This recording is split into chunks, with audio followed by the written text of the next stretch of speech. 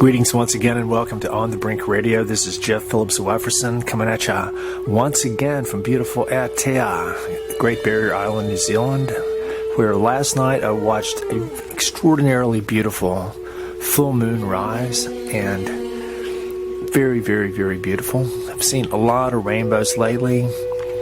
Saw my first bumblebee of the spring yesterday. Little honeybees have been coming to visit beautiful flowers. It's not too cold anymore. This show is On the Brink Radio, broadcast number 291. It's called Asking More of Ourselves. This show is a follow-up to my really cool interview with Fritjof Capra last week, which turned out really, really fantastic in many ways. And I've got word from Fritjof and his associate John that they are definitely interested in continuing this as an ongoing series of interviews. And he was really happy with how it turned out and very excited about that. But in honor of his concept of a transformative learning community, which I really think of, isn't that what the Earth is? I mean, from the anthropogenic perspective, from the mainstream anthropogenic perspective, regardless of what people say, the bottom line is our attitude towards the Earth and being here now is that it's a resource for us to consume, a contrivance of nature. That's our planet. That is where we're destined to be the overlords. But if you look at being here now from a more enlightened and spiritual perspective, you could think of a transformative learning community not as something that we need to go and create, but something that already exists. And this is one of the ideas that I'm going to talk with Fritjof about, is what exactly do we mean by community, and expanding what Carl Sagan, the astronomer, it was an expression that I first saw him use in a pamphlet about the dangers of nuclear war back in the mid-1980s. He said we must expand our horizons of identity. That means what we think of or who we think of as us, as ourselves, as an individual person or being in our immediate family, and to expand that to include the community of life, which is really a physical reality on this planet. But that's one of the main ideas. But asking more of ourselves, you can think of it, what I'm about to share, as a sort of a meta-program of consciousness enhancing algorithms for re-navigating the human process. Now, this is definitely not some kind of Jeff's version of sort of Earhart seminars training, or all the other myriad self-help life coaching kind of things that have come and gone all through the New Age yuppie community in the 1990s and well on into now. I mean, you couldn't possibly catalog all that stuff, but it's all oriented towards the very limited modern day version of the self, looking out for myself. The Al Franken generation, for me. Al Franken, remember the guy from Saturday Night Live? This is nothing like that. Least of all, in the sense, is it anything that I am even remotely capitalizing on, which all these self-help things, it's like, give me your money and I'll share all this secret information with you that'll help you get on top of the heap. But, I had some friends that actually paid, I don't know how much money, to go and become a part of that in Atlanta back in the late 1980s. And they came out of it and they said that the fundamental premise of EST is the belief that all the people they care about are motivated by three fundamental drives or urges: to look good, to feel good, and to be right. And I was just stunned when I heard that. I go like, how blatant can someone be of the totally selfish, malignantly narcissistic perspective on relating with other people and stuff like that. So this is nothing like that. In fact, I share a very high degree of indignation at that whole kind of thing. Nor is this a cult. Like, a cult is kind of like, well, this is something I talked about in an interesting interview I did with Nigel Gray that has not yet been broadcast. He's actually quite an aware activist, especially in the dimensions of geophysical warfare here in New Zealand, but he's also a member of an organization which, if you ever asked me to name a cult, I would say Scientology. And he's a Scientologist, but, as he explained it, people think of it as a cult, but probably the mainstream mentality of today in the climate change era, the mainstream mentality has all the salient characteristics of a cult in the same way that capitalism has all the salient characteristics of a religion. But he says Scientology is not really a belief system, but it's sort of like a school of thought that helps people be more aware of their own psychological process. And if that's really true, then anything that can help us in that kind of way is a value, and that's what I'm trying to do with this show. Whereas a religion, you've got the self-help things like EST, you've got cults. Religions are kind of like cults in the sense that they're, there's a lot of different ones, but the basic thing is you've got these authoritative leaders, priests, nuns, monks, preachers, all this different kind of stuff. And they're the sort of the brokers of the God wisdom, or the authoritative figures whose word you have to just take on literally on faith. And it's all about the dogma, the doctrine, and the belief, and what you can assimilate and walk around and share with your consensus reality friends and family of the church, rather than critical thinking or trying to delve more deeply into what it really means to be here now. This approach that I'm sharing is in the spirit of a true internal application of the scientific process, in the sense of, not in the sense of getting funding from the government and setting up your own research institute, but in the sense of the inquiry to try to gain more insight and knowledge and understanding of what's going on.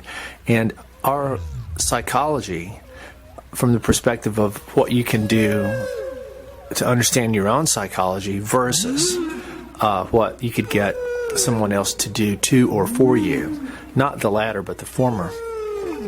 Trying to understand your own psychological process is probably one of the most important things that we can do in terms of being here now as human beings, because everything else we do,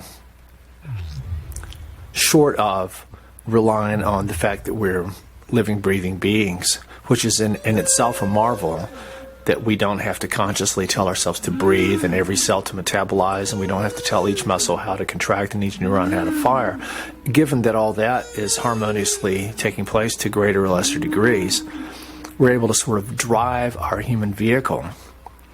But our psychology, our mental processes of perception and awareness and sensation and memory and communication and reality building, these are essential to everything we do, even dreaming. But every single thing we do, regardless of whether it's good or bad, sideways, up, down, black, white, in or out, backwards or forwards, past, present, future, or at really odd angles to itself, everything we do and think and conceive, and every single thing is rooted in our psychology, which is in itself a very important insight, but not the main topic of this show. As I've kind of alluded to and expressed on numerous shows, and in recent years I've become a bit, probably disenchanted is probably a bit mild for how I feel about my fellow human beings in general. And not really specifically, in terms of like most of the people that I know personally in my life are actually quite really nice and cool people. I could give some examples to the contrary, but those are exceptions to the rule. And you can't say all people this or all people that. I mean, of course you can say it. People say it all the time. People say like, oh, well, people, blah, blah, blah. And I go, but look, how many people have you actually met or know or have any connection with out of the however many who exist? And that's another big question there. How we take that on faith, along with millions of other things, that anybody knows how many people there are. And it's always touted as we've got too many people, overpopulation.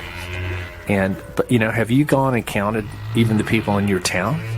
How could anybody actually really possibly know? If it's all based on bureaucratic documents and statistics and records and all this different kind of stuff like that, but how accurate could that possibly be, and how easy would it be for that kind of information to be manipulated on behalf of whoever might want to do the manipulating to serve any kind of agenda at all? So, but I have, just based on my own experience and what I see people doing with their lives, that's the crux of this whole show. What are we doing with our lives? Why are we here? How do people spend their time? What's important to them? What are they making real? What are they neglecting? So I'm trying to focus all this. I deal with the stuff we're doing bad or wrong a lot on this show. But in honor of the transformative learning community, I'm trying to make a very concerted effort on behalf of my fellow man who I haven't totally lost faith in humanity. It seems to be decreasing as time goes by, just by a sheer example. But then, I'll always, like for example, last week when I was in Auckland, I was really dreading going, and I never liked Auckland, and I don't like cities. But because of everything that happened, it actually turned out to be quite an almost a positive experience in terms of the energy that it left me with and how nice all the people were and everything. So, I'm not going to say it restored my faith in humanity. And you see people doing individual examples of kindness and altruism and compassion and putting their life on the line and service beyond the call of duty. And I could give a lot of examples of those. And I talk about well-known people like that. I call them the Rachel Carson of today. Again, that's a topic for another show. Beautiful little bird has just come into my kitchen. A banded rail. He's walking around, nibbling up some little crumbs on the kitchen floor. This show, asking more of ourselves, is to try to get people to take a look at what you're doing with your life, because it's really interesting. Back in the year 2000, when I was very first in Australia, I was painting my first murals in Noosa on the Sunshine Coast, and there was this bloke that used to come around every day. His name was Bill, and I wasn't sure what he really did. He didn't seem to have a job or anything, but he was, reasonably intelligent. He wasn't a street person. He lived with his dad, and one day he came in there and started talking, and he was all bummed out. He was just really sad and even angry. And I go like, Bill, what's wrong? And he goes like, they're shafting me. And I go like, who? And he goes, Centrelink. And at that time, I didn't know what Centrelink was. No, it's not the bus transport, public transport in Australia. Centrelink is the Australian dole board that hands out the money to all the people, all the bludgers and the people that have legitimate needs for money from the government. Centrelink is who hands all that out. I don't know what it's called in New Zealand or America. But it sounds like it should be transport, but it's not. It's the transport of money to people. And it's a very exploited system. And this is an example. Bill said, I asked him what was wrong, and he goes, Centrelink shafting me. And I go like, well, what are they doing? He explained to me who they were. He was getting his dole money, even though he was living with his dad, getting his money from Centrelink. And he goes like, Jeff, they're going to make me start having to work a few hours a week, picking up rubbish at the hospital in order to keep getting my dole check. And I go, but dude, what's wrong with that? That's actually a really good idea. But to him, it was the end of the world. They were shafting him by making him have to do a few hours of work to get free money that he didn't need for a living. He said he saved this money up to go skiing. So this was 19 years ago in Australia. So it would have only gotten worse since then. But anyway, I told this little story to the bloke that owned the fruit and veg shop next door, who sort of took me under his wing. His name was Tony Crowhurst, a very legendary Australian, one of my earliest friends that I made there. He used to be a professional rugby player, and he owned a fruit and veg shop, and he was also a didge player. He sort of took me under his wing, and he referred to that Bill guy as an oxygen thief. So that was the very first time I ever heard that expression, but it makes a lot of sense. And so in recent years, the more I see people in general, what they're doing with their lives and what they aren't doing, they're oxygen thieves, and this is not a judgment. It's an observation based on who am I to judge? Not at all. These are observations or evaluations on trying to make a reasonably intelligent assessment of what's happening with humanity on this planet right now, our planet, according to us, and what the problems are. And just in general, I see humanity, I'm not talking about indigenous people that are still hanging in there by a thread, trying to live in their old ways, and even though that's a very complex topic in itself too, very few truly indigenous people still exist or could exist. Even once they've been discovered and filmed by David Attenborough's BBC film crew, they cannot be indigenous anymore. That's another story in itself too. Oxygen thieves. So I see so many people that's really, they qualify as nothing more than that. I also heard the expression back in America, a guy was talking about some losers that he knew, and he said they were a waste of protoplasm. So that's another interesting way to look at it. So I still have faith in humanity. I have faith in my friends. I have faith in our innate goodness as beings. But I'm also very realistic about what the prognosis seems to be for the absolutely essential change or re-navigation of the human process that's necessary for us to turn back from the brink of oblivion that we're clearly on. The more I learn about the dangers, the real global threats to life that our species is creating through the military, industrial, technological juggernaut that's just running off the rail, and so many people are oblivious to this. So I'm going to explore a little of what I see as algorithms for re-navigation, or ideas to be aware of to evaluate how you might be able to be inspired to ask more of yourself in terms of what it means to be here now as a human person. And it's really interesting. I've been thinking along these lines, and there was a comedian, truly a philosopher of comedy, and a philosopher in the true sense. His name was George Carlin, Carlin, and he was huge all through the X-Files generation in the 90s. You could have seen him on TV, Saturday Night Live, and he had his own show, and he was quite brutal and quite obscene at times, and really funny, but he also had really important messages. And one time I was watching a show, and his final message at the end was to everyone, he said, ask more of yourself. Ask more of yourself. And that just really stuck with me because it makes so much sense, because it really reflects on the fact that not many people are asking much of themselves at all. In fact, au contraire. So this show is an attempt to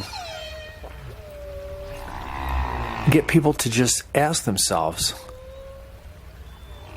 how much they're asking of themselves. And to be inspired to see if you might be able to ask more of yourself, because otherwise, why are we here? Are we here to just be units or a cell in the Homo sapien macrovirus, this planetary blight that's laying waste to everything all over the whole planet right now? Is that our highest purpose or calling? Because it really is what a lot of the summation of our time and energy is going to, regardless of what we think of it.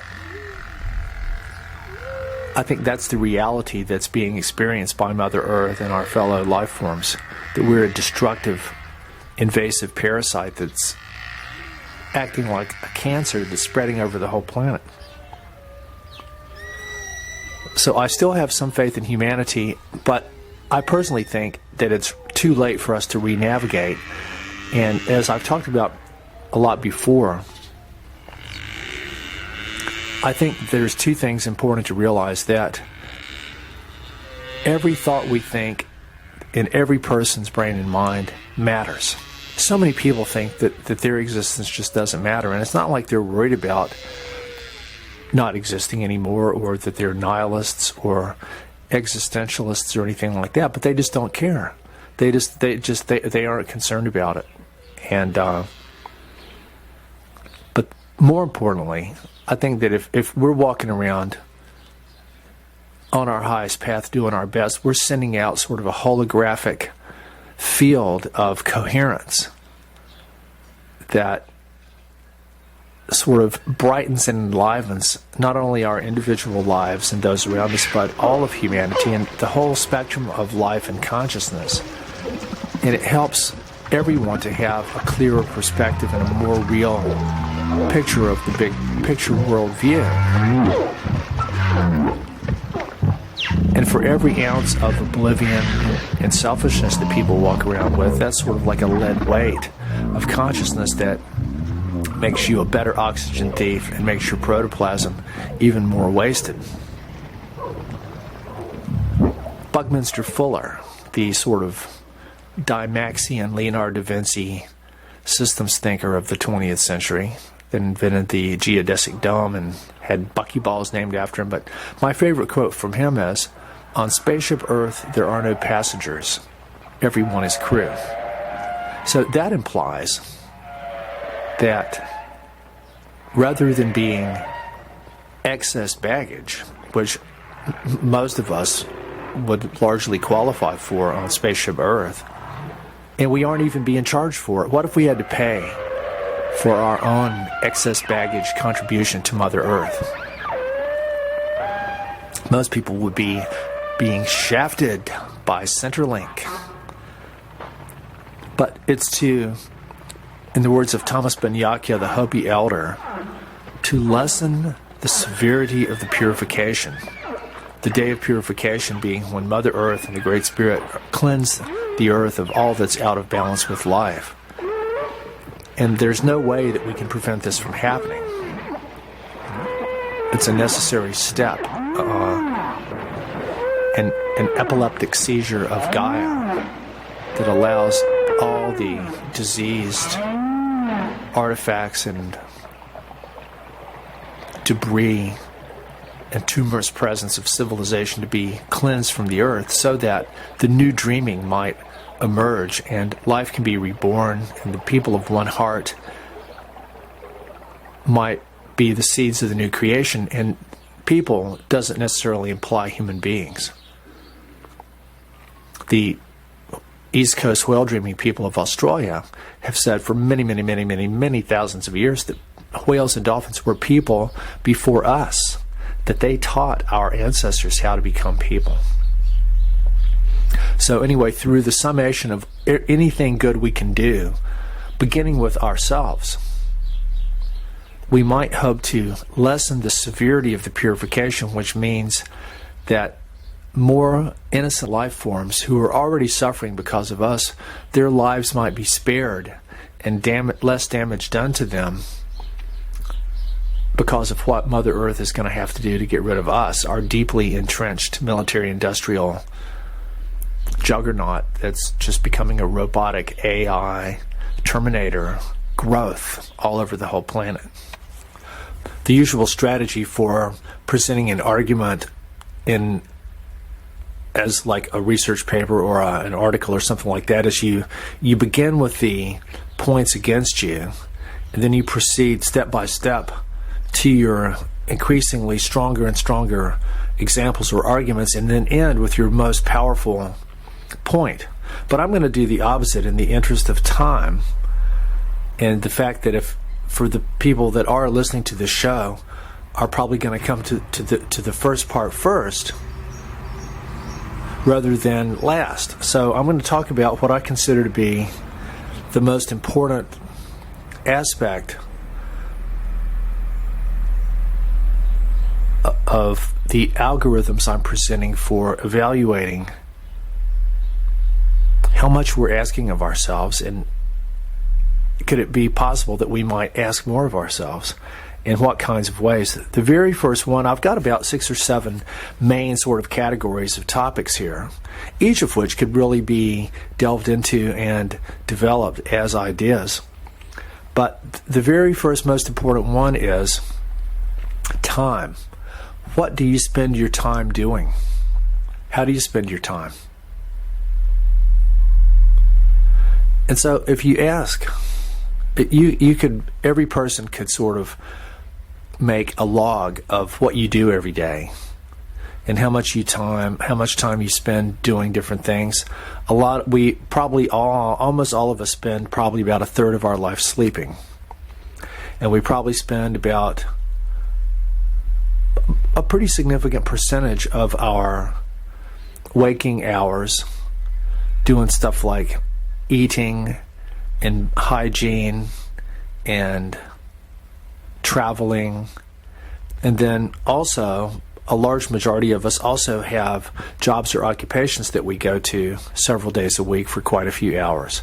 So between sleeping, eating, traveling, and working, that's a big chunk out of most people's lives, most people that living in modern Western society.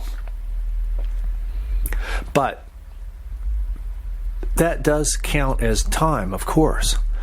But what you choose to do, say like if you've got, even if we look at what people do with their free time, that alone would be highly significant. Like how you spend your time. Say like you've got all of a sudden a day opens up with nothing for you to do. What would you do? All things being equal, say like, money wasn't an issue, you had nice weather. Are you going to go shopping? Or are you going to take your boat out and go fishing? Or are you going to go skiing? Or go and play some tennis? Or are you going to go and buy some paint and sit down and paint some rocks for the first time ever because you've always wanted to? Or are you going to get out your flute or your guitar and play some music? Or are you going to go and seek out some indigenous people in your area and ask if you might be of assistance to them, or even meet them and get to know them? Or, do you see what I'm saying? What we consciously choose to do with our time is how we create who and what we are as the artists of our own creation that we each really are. How we use our time is an example of how we use our creativity. I know for myself, there's not enough hours in the day for me to get everything done that I have to do, because I ask a lot of myself and always have. But as time goes by, I ask even more of myself, and I ask so much of myself that not only are there not enough hours in a day, I don't even know if I'm going to get everything done in this lifetime. That I mean, theoretically, with the creativity I've got, I could spend several consecutive lifetimes just painting, creating. It's mind-blowing to think about. That's just one. And I'm really actually different from a lot of people in the sense of the creative blessings that I have and my inspiration and motivation for why I do the things I do. And the purpose of this show isn't necessarily to contrast my own personal raison d'etre, why I'm here and what I do with my life. But it's very interesting to compare how I spend my time versus how a lot of other people spend their time. And of course, I don't have a full-time job working for somebody else. But I've got the equivalent of several full-time jobs working for Mother Earth and the whales and dolphins and nature, and to honor the beauty and power of being here now. And I take all this probably even more seriously than people with full-time jobs take their job. Why? Because I'm doing all this without getting paid. It's like I'm doing everything as a labor of love, because I truly believe and care about why I'm here and what I'm doing with my life, and to honor the beauty and power of being here now and the creativity that I've been given. Like this radio show, for example. Have I ever made 1 cent from this show? No. In fact, it cost me dearly to do this show. I take it quite seriously. I see it as a public service to share with my friends and anyone who could possibly benefit even one little iota from what I have to say and the people that I interview and the information I share, to try to help to re-navigate the human process along the lines of what I've just been talking about. So what I do with my time, for example, I probably spend about between 6 and 10 hours every week creating this radio show. And I'd really like to honor Jewel Stanley at UCY TV, who does the same thing, to keep all these shows going on her network like she has ever since 2012, totally for free. And there's not even any advertising on there or anything. You know, so I'm not a capitalist. I'm not motivated by money, which draws me into challenging situations and even open conflict sometimes with the dominant mentality. But anyway, back to the whole idea of time. What do you spend your time doing? And I could spend many, many hours every day just writing. I could spend many, many hours every day just painting. I could spend many, many, many hours every day playing and recording music and working on musical creativity. I could spend many, many, many hours every day just working on my still photography. I could spend many, many, many hours every day working on my video photography and my filmmaking projects. And I can spend many, many, many hours every day working on my networking and computer information organization. And then this doesn't leave much time for doing other extremely important things like camping out and being out in nature and going for walks and existing in the real world of the natural wonders of Mother Earth and my family of life. This is how I spend my time. How do you spend your time? Okay. Number 2 is, where does your sense of reality come from?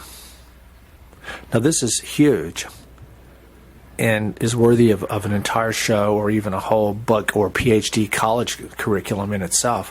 Where does what we think of as reality come from? And as Rupert Sheldrake, who is rapidly becoming one of my very favorite minds, and who I hope to do an interview with for the show or a series of interviews,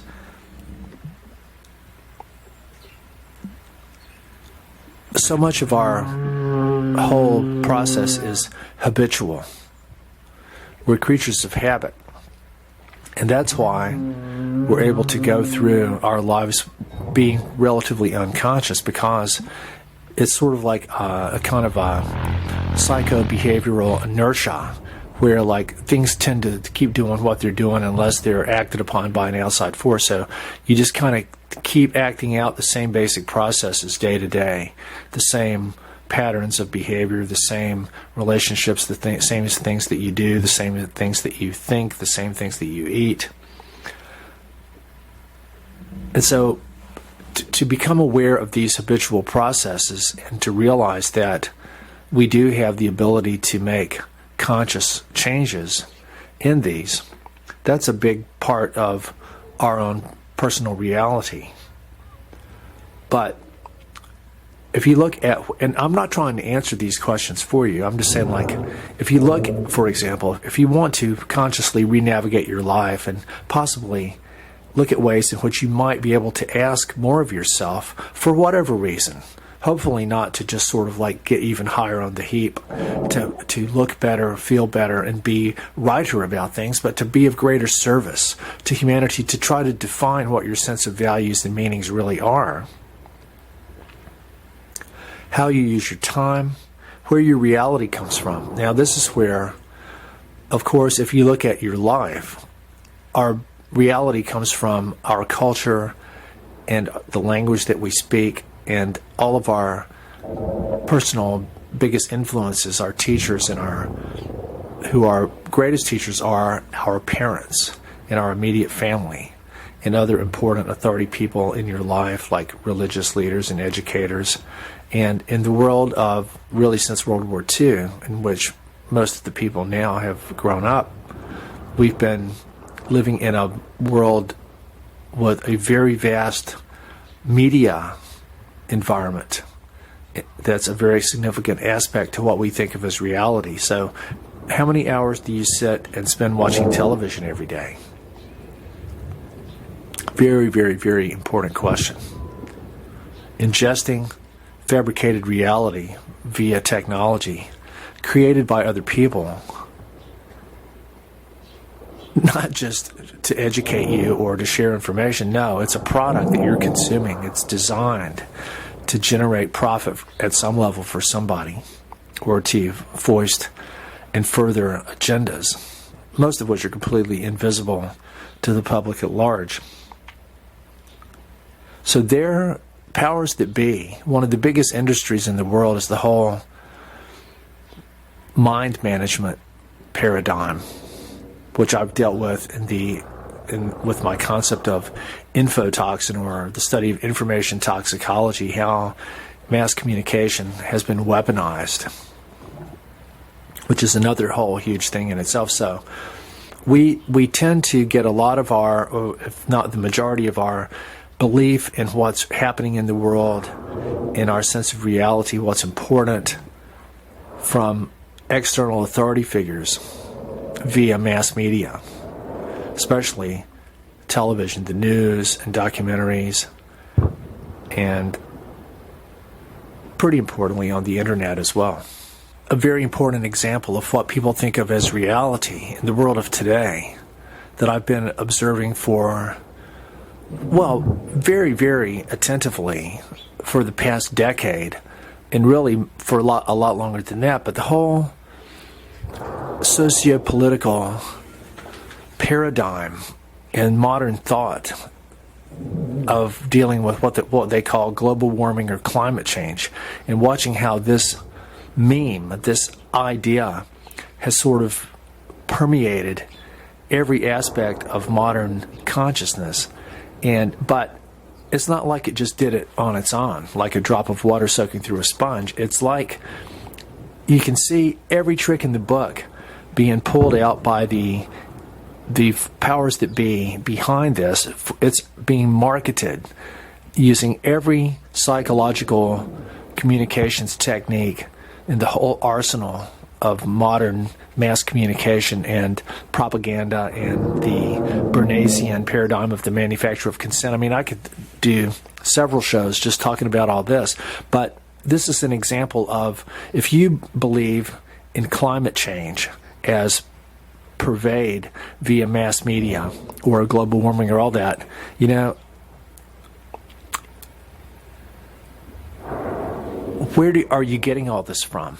How much actual global warming have you yourself seen or experienced in real life? I'm not talking about on TV. How much climate change? I mean, you know, what even does that mean? You know, do you see climate change in your own life? Like where you are right now or in your recent past, have you seen examples of extreme weather? that's outside the realm of possibility for what Mother Earth has the ability to do? And do you have any reason to believe that this is due to carbon dioxide?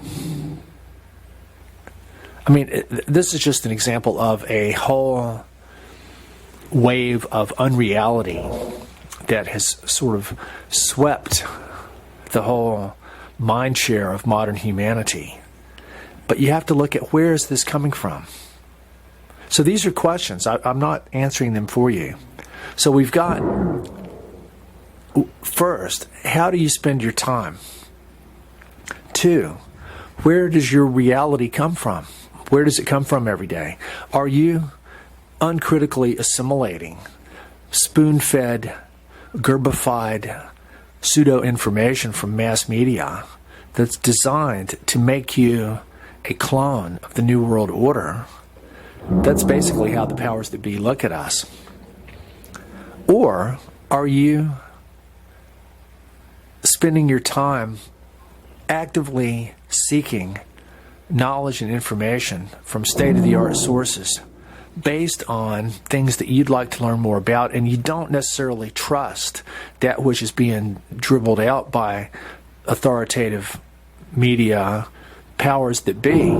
You want to find and dig on your own, do some investigative research, some investigative journalism on your own.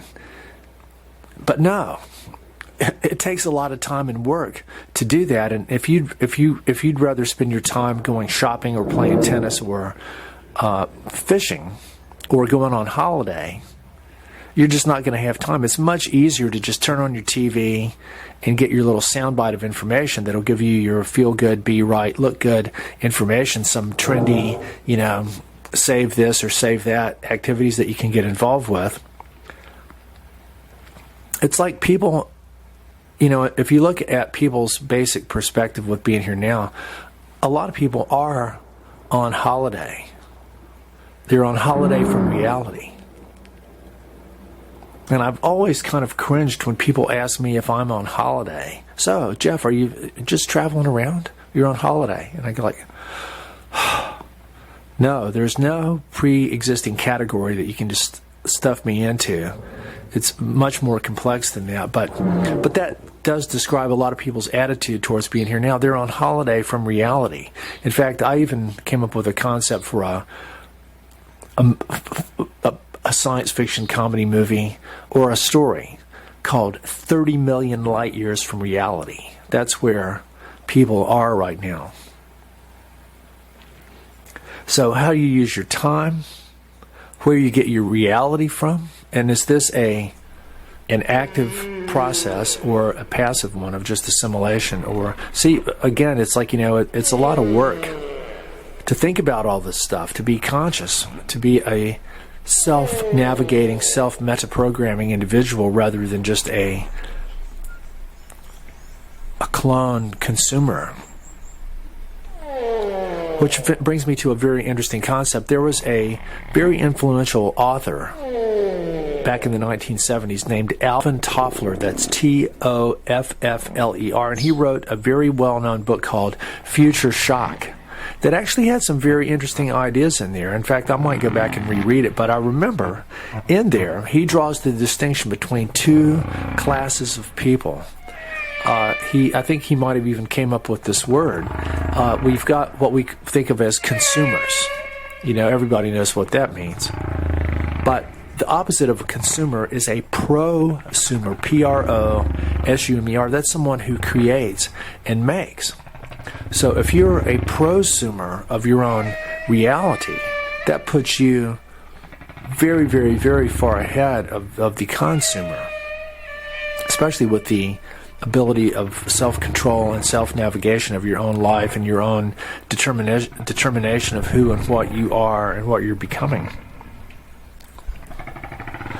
Okay, now third, and all of these things relate, your time, your reality, and what is your motivation when you go out every day, when you wake up? What's your sense of purpose or your motivation? What drives you to do the things you do? And there was an expression in America back that I used to hear all the time. It was called looking out for number one. That's the motto of the me generation, looking out for number one. And it means that you put yourself first.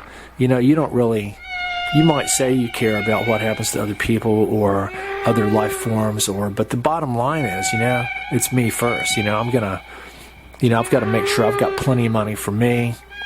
I've got to make sure that I've got all the stuff I want and need, that like my life and my own individual narrow, selfish perspective is infinitely more important than anything else outside of me. So I ask people, I hear a lot of whinging and complaining, and I call them first world problems. People complaining about stuff like, and literally, the bathroom in their new holiday home has the wrong color of tile. Or when I was just on the Big Island of Hawaii last year, during the volcanic eruption, someone was complaining on Facebook about how dare Tutu Pele destroy their brand new multi-million-dollar holiday home. How dare this volcanic eruption take their home out? And Lloyd's of London was just really taking their time about reimbursing them for their home. And I'm going like, oh my God, make me puke. So these are just isolated examples, but a third world problem is I can't seem to find my children. They're missing after the Israeli air attack on my city. My child's missing one of his hands, or we haven't had any water to drink all this week, or, that kind of thing. So but these are still human problems. We aren't able to hear the voices and the feelings and the cries and the screams of all the koalas that are being driven to extinction. Their homes are being chopped down all up and down the east coast of Australia.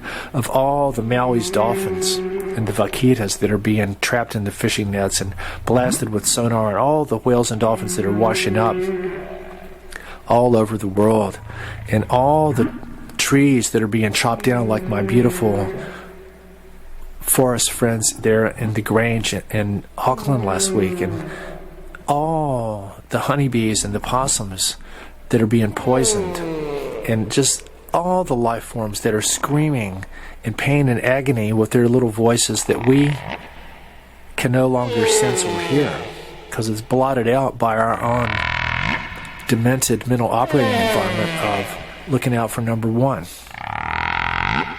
So what if you woke up every day, and when you got out of bed, and instead of going like, oh my God, I've got to go to this stupid job, or how am I gonna make my next $1 million?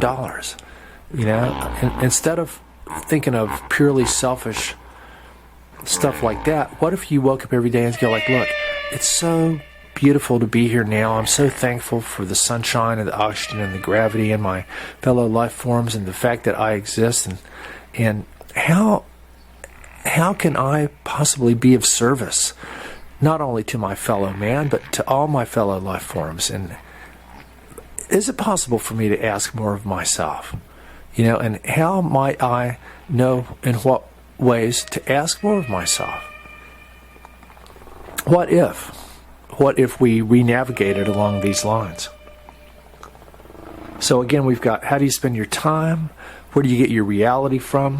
What's your basic motivation or purpose with your life? Fourth, we've got that concept that Carl Sagan said about expanding our horizon of identity. You can talk about your family, who you think of as you. Like, of course, you yourself, your own individual person.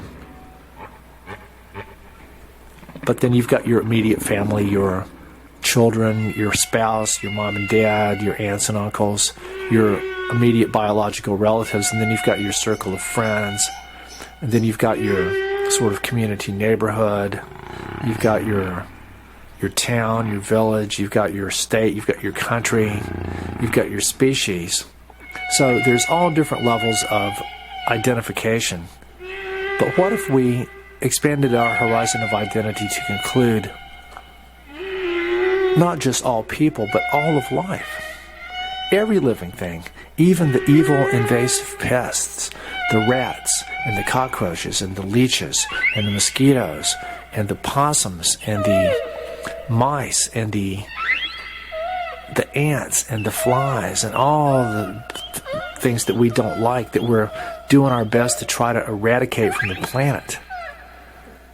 What if we honored and nurtured every living being as the true members of our family that they are, and including Mother Earth as a fellow being? And she is definitely not our planet. That's one of the greatest malignant, megalomaniacal expressions I ever heard people say. The Earth is not our planet. Au contraire, we are hers. Not only do we live on her solely by her beneficial grace and gifts of abundance and life, we're made of her. We are hers. We are her children. She is not our planet. We can say she is our mother, but she is not our planet. So expanding your horizon of identity could really make a big change, and could be a way of helping to ask more of ourselves. Because if you think of yourself as all of life, everyone who's equally important, it could really change how you spend your time. And another really big thing is looking at your levels of health. And this doesn't just mean are you suffering from any diseases or syndromes, or is anything wrong with you, but health implies wholeness. And health is many different levels all at the same time. You've got the physical health, you've got mental health, and we've got spiritual and emotional health. And this is incredibly important, because we as individuals and as our species are the single greatest threat to the health of Mother Earth and all of our family of life that exists, and maybe that's ever existed on this planet.